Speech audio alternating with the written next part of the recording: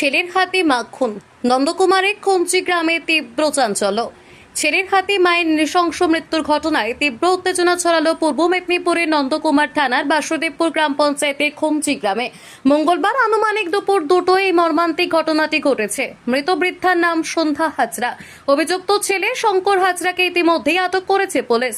স্থানীয় এবং পুলিশ সূত্রে জানা গেছে, খমচি গ্রামের বাসিন্দা শঙ্কর হাজরা দিনের বেশিরভাগ সময় মদ্যপ এবং নেশাগ্রস্ত অবস্থায় থাকত।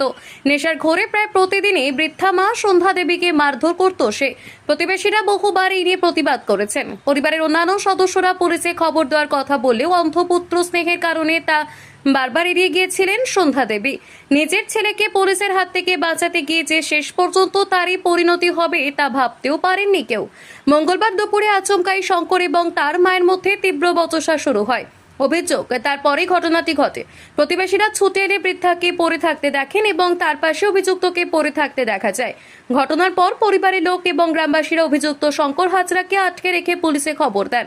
নন্দকুমার থানার পুলিশ দ্রুত ঘটনাস্থলে পৌঁছে অভিযুক্ত ছেলেকে আটক করে থানায় নিয়ে যায়। তবে ঠিক কী কারণে খুন তা খতিয়ে দেখতে তদন্ত শুরু করেছে নন্দকুমার থানার পুলিশ। এই নৃশংস হত্যাকাণ্ডের জেরে গোটা এলাকায় শোক এবং চাঞ্চল্যের পরিবেশ সৃষ্টি হয়েছে। পূর্ব মেদিনীপুর থেকে রোহিত যাদবের রিপোর্ট।